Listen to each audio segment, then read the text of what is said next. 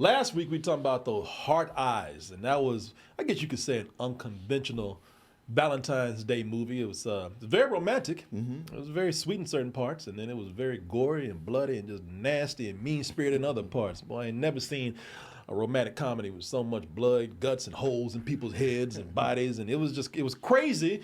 And somebody else said, well, you know what? That seems like an approach that might work. You know, everybody can go watch a rom-com. Anybody can see that. Anybody can watch a romantic film. But, you know, what we need is more blood in those things. You know. And that is what we have here with Love Hurts. I did not know how bloody and action-filled this was. Because I saw Short Round in here. K. Hwai Kwan. Yeah. And I thought, you know, man, he's lovable. So I thought this was going to be like sort of a PG-rated kind of a light action romance. And nah, he goes hardcore in here. You know, there's a lot of blood, violence, death in here too, but hey, there's a lot of comedy. So, you know, you can keep it fun for all you couples who want to go see something for date night. So it came out this past weekend, number 3 at the box office. To be honest with you, I heard a little about it. I thought it was going to be much less. Yeah. I didn't even think it was going to open up in the top 5. But there's one particular reason why I want to talk about this, and we'll get into that reason after we watch a little bit of this. Now let's finish this. So, as you can see right from the trailer here, you have, let me find a picture here. There he is. Look at him. You have Jackie Chan. No, you racist, that is not Jackie Chan. But he has Jackie Chan antics going on. That's K. Hwai Kwan. Who Kwan? Yeah. K. Hu Kwan. Yeah, and he's talking about, yeah, no, Corey, you the racist. K. Hu Kwan. Let's call him Marvin. Okay, as Marvin. his name That is works. in the movie. That works. Marvin the realtor. Sweet old Marvin goes in and he's so nebbish and nerdy that he rides a bike to work, and look at those nerdy glasses right there. And he goes to the office and he's so sweet. He loves to give cookies and snacks to people and loves the idea, even though he hasn't dated anybody in a while, loves the idea of Valentine's Day in romance. Mainly because, well, he loves his job. He loves being a realtor. And the reason why is because old Marvin had a life before this where it was a little more stressful than what he's doing right now. He was a killer. He worked for his brother. His brother loved him because old Marvin was crazy. You know, they're talking about it. You let him off the leash and he'll kill the whole room. So that's why he's kind of had to suppress this and turn his life around and turn into this nerdy guy who he keeps having to remind himself, you know, yeah, whoever I was before, oh yeah, you make me mad, you might end up in pieces. But, you know, Marvin would never hurt a fly. Also, he's brought back into his former life because his crush, the girl that he is kind of falling for, who's played by Ariana DeBose. Is that her name? Ariana DeBose. Yeah. Yeah, he was supposed to kill her at one time, but he's like, damn, girl, you too fine for that.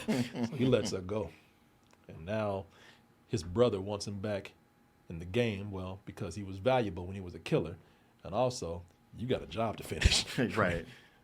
Why he would put it back on that job he couldn't finish before, I don't know.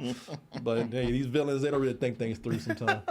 Now, I don't want what I'm saying to be confrontational to anybody in here, because if you disagree with me, again, that's fine.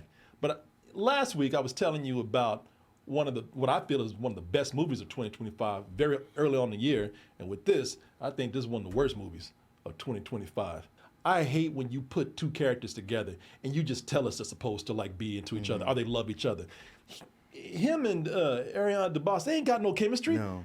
They ain't got nothing. There's not one moment. So they're supposed to be fighting, for each other's love. And it's funny because the movie has a line where he says, "I love you," and she says, "You make me believe." And I was like, "No, you make us believe." Because I ain't buying that bullshit. Not at all. That's one of the biggest problems when you have your leads who are supposed to be in love with each other. And they got, forget lack of chemistry. They got nothing. Well, this movie has a whole lot of nothing. What it's got going for it is the stunts, the stunt choreography. And Keiko Kwan is, before he came back into prominence, was doing stunt work. So this makes sense. And he's got very much a Jackie Chan vibe.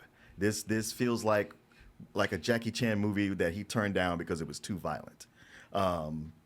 But it's also packed with cliches. This feels like a script that was, or an idea that was just sitting around, and they're like, oh, there's some cool stuff in here. With like, should we like throw in a holiday or something? Oh yeah, Valentine's Day. Sure. Oh, that gives it some flavor. And then you watch it, and I gotta disagree with you. I thought the choreography for this was like really inconsistent and kind of slow. Like, Oh, you thought it was slow? Because it was inconsistent. I just didn't think it was slow. I thought it was too fast. Yeah, I thought that it was slow. It wasn't believable to me. And on top of that, the editing is really fucking bad. They keep crowbarring the Valentine's Day theme in here. It doesn't feel like that they're using it authentically or anything. It's just something where it's like you said, let's pick a holiday that's useful for marketing and just put that in the backdrop. And they don't do nothing with it. But man, let me tell you what I thought was funny. And I said, okay, this is where I'm drawing the line with this shit. So he has Marvin. He has this background as a killer. And so they show him as his former self as a killer. And boy, they couldn't make him look more like a silly ass cartoon character. Villain for him. People, they put him in a suit, a drawn-on mustache, little penciled-in mustache, put that pomade on his head, slicked it back, and I was like, this is so unconvincing. And if they had played that up as a joke, I'd be like, okay, but no, we're supposed to seriously think like, oh my God, he looks threatening. And I'm like, no, he don't. Looks like the Pink Panther. Yeah. It works when he's this little guy, and all of a sudden he pulls out these skills. But it's unconvincing when they try to tell us like, oh man, you were so dangerous in the past. Now you look silly as hell. Yeah, you look like goddamn Boris from Rocky and Bullwinkle. Yeah. The dialogue is terrible. Yeah.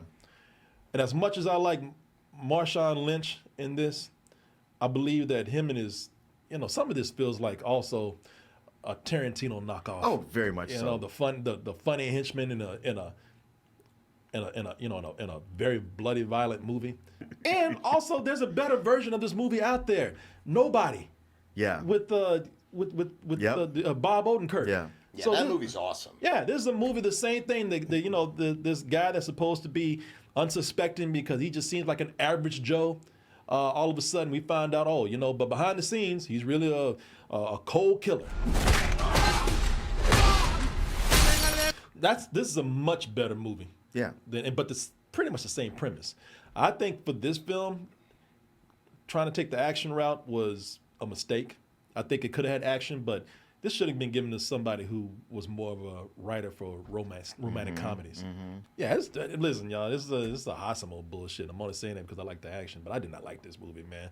I felt like this was more of a case of people behind the camera and the writing who just didn't really know what they were doing.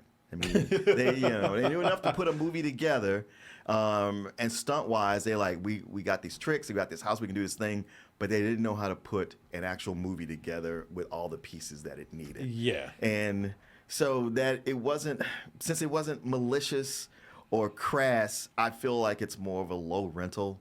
The more I was thinking about it this week, I was like, I never want to rewatch this. Oh, yeah. There's nothing redeeming about it. That one scene in the kitchen, there's some flavor there. That felt like directed by someone else, to be honest. But I can't recommend this at all. Like, at best, a high sum of bullshit. And hey, when this comes out, in 2 weeks, watch that one scene on YouTube. Get more out of it. Yeah. It's a huge missed opportunity for everyone involved. And you're right to bring up Nobody, because that's how you rip off John Wick. This is bullshit. Yeah. It's just John Wick just keeps getting more watered down as we go along till we get to this point. Till we get to John Ick. Yeah. Hey, I see what you did there. This man over here. How can Kanye hate you, man? Oh. Easily.